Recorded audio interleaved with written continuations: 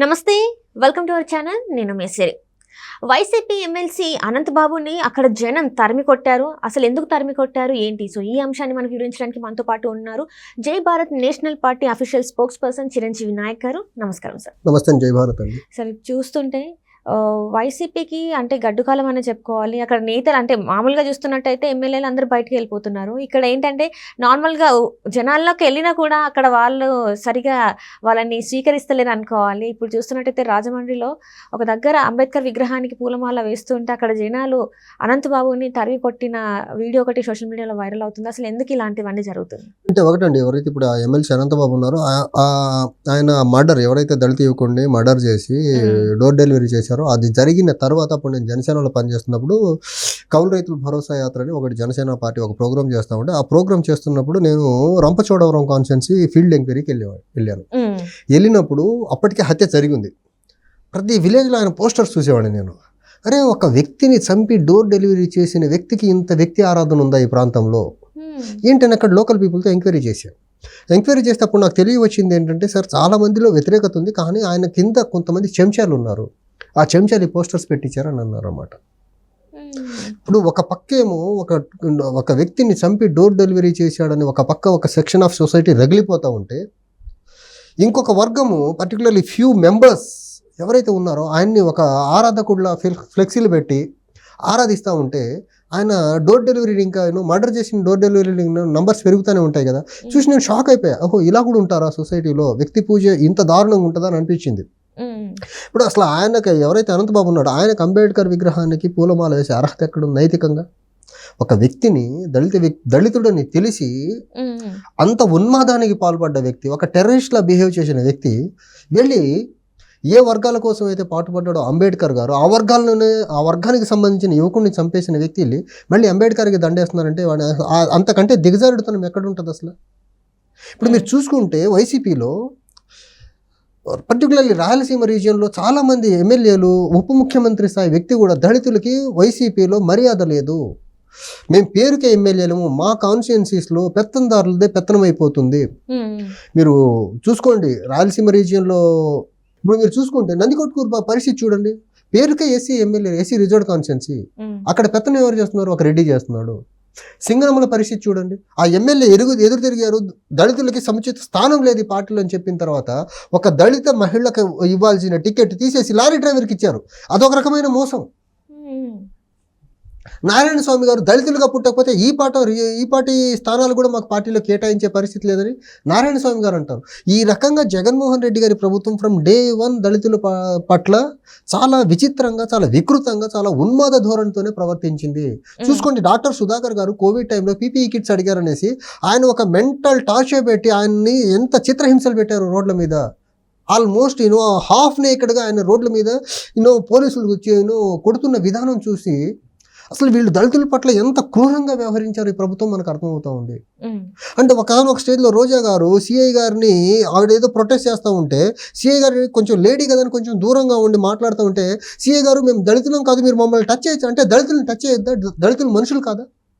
ఒక ఎమ్మెల్యేగా ఉండి ఆవిడిచ్చిన స్టేట్మెంట్ ఎంతో దారుణమైన స్టేట్మెంట్ అది. సో దీన్ని బట్టి చూసుకుంటే వైసీపీ పార్టీలో ఇంకొక ఈ పెత్తందారు పోకడలు ఉన్న రాజకీయ నాయకులు దళితుల పట్ల ఎంత వికృతంగా ప్రవర్తిస్తారో, దళితులను అసలు మనుషులుగా చూడకుండా ఎంత నీచంగా చూస్తారో, దళితుల్ని చంపేసిన తర్వాత మనం ఏదన్నా చేయొచ్చు అనే దానికి ఉదంతమే ఈ అనంతబాబు ఉదంతము. ఆయన దళితుల్ని చంపేసి డోర్ డెలివరీ చేసిన తర్వాత ఆయన ఫ్లెక్సీలు అక్కడ కాన్స్టిట్యున్సీ మొత్తం అలా కనిపించాయంటే ఎంత దారుణం అది. అంటే దళితుల ప్రాణానికి విలువ ఉంటుందా? దళితులు మనుషులు కాదా? జైల్లో ఉండాల్సిన వ్యక్తిని తీసుకొచ్చి ఆ జగన్మోహన్ రెడ్డి బయట ఇలా ఊరేగిస్తూ ఉంటే, ఇలా సన్మానాలు చేస్తూ ఉంటే, రాజకీయంగా పెద్ద పదవులు ఇచ్చి రాజకీయంగా ఇంకా బెటర్ పొజిషన్లో పెడతా ఉంటే, దళిత సమాజానికి జగన్మోహన్ రెడ్డి గారు వైసీపీ తరఫున ఎలాంటి మెసేజ్ ఇవ్వదలుచుకున్నాడు ఇక్కడ? అంటే ఇప్పటివరకు చూసుకుంటున్నట్టయితే తర్వాత మాట్లాడదాం. ఒక దళిత యువకుడిని చంపేసి డోర్ డెలివరీ చేసిన వ్యక్తిని పార్టీ నుంచి సస్పెండ్ చేయాలా? ఎమ్మెల్సీ పదవి నుంచి సాక్ చేయలేదు అతన్ని. ఇంకా చెయ్యకపోగా ప్రతి పార్టీ మీటింగ్లో ఆయన ఫస్ట్ రోలో కూర్చోబెట్టుకుంటున్నాడు ఆయన. అంటే దళితులను చంపినందుకు ఆయనకి ఇచ్చిన ప్రమోషన్ అనుకోవాలా, గిఫ్ట్ అనుకోవాలా, దళితులను చంపారని ఆయనకి ఇచ్చిన ప్రయారిటీ అనుకోవాలా? ఇది జగన్మోహన్ రెడ్డి అండదండలతో రెచ్చిపోయిన విధానంగానే చూడాలి మనము. ఇప్పుడు నా ఏసీలు నా ఏసీలు నా బీసీలు నా ఎస్టీలు అని ఎందుకు? అదొక కపటమైన స్లోగన్ జగన్మోహన్ రెడ్డి నోట్ల నుంచి వస్తుంది.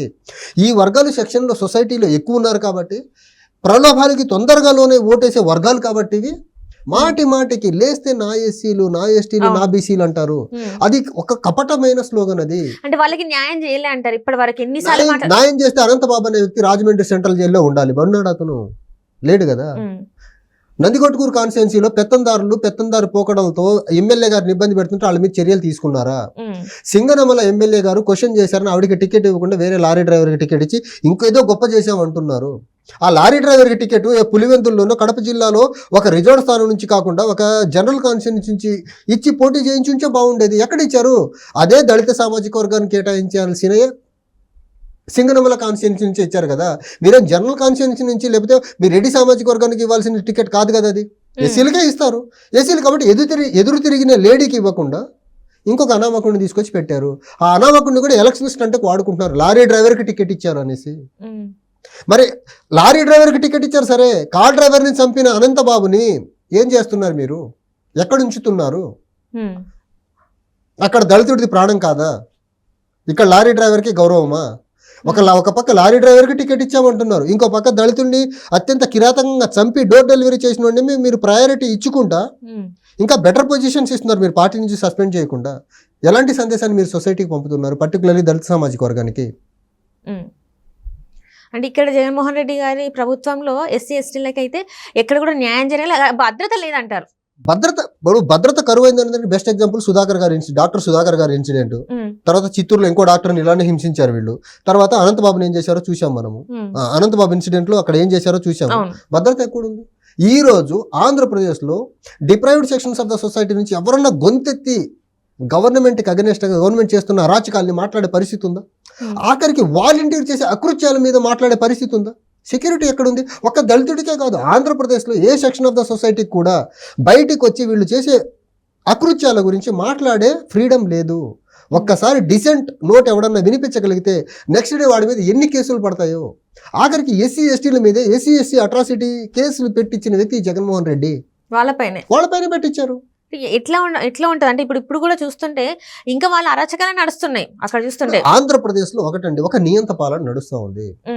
వ్యవస్థలు మొత్తాన్ని తన గుప్పెట్లో పెట్టుకొని వ్యవస్థల్ని సొంతానికి అడ్డగోలుగా వాడుకునే వ్యక్తి, వాడుకోవాలనే ఒక నియంత్రణతో పోకడున్న వ్యక్తి ముఖ్యమంత్రి అయ్యాడు. ఆ ముఖ్యమంత్రి కూడా తమాషా కావాలా 151 సీట్లతో అయ్యాడు.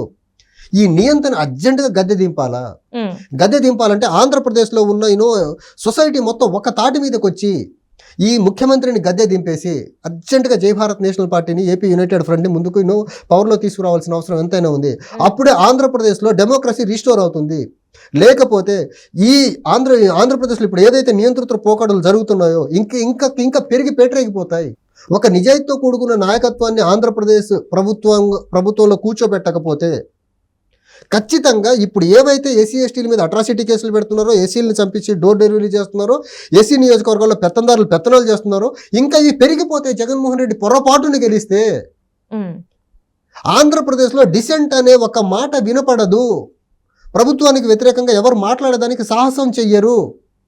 రైట్ ఫ్రమ్ మీడియా కూడా ఎవరికి ఫ్రీడమ్ ఉండదు. ఆంధ్రప్రదేశ్లో ఫ్రీగా మాట్లాడే భావ ప్రకటన స్వేచ్ఛను చంపేస్తాడు Jaganmohan Reddy. Rule of law ఉండదు.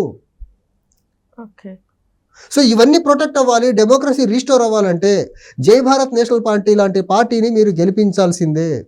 గెలిపించని పక్షంలో ఖచ్చితంగా మర్డర్ చేసి డోర్ డెలివరీ నంబర్ పెరుగుద్ది, రోడ్ల మీద దాడులు పెరిగిపోతాయి ఎస్సీ ఎస్టీల మీద.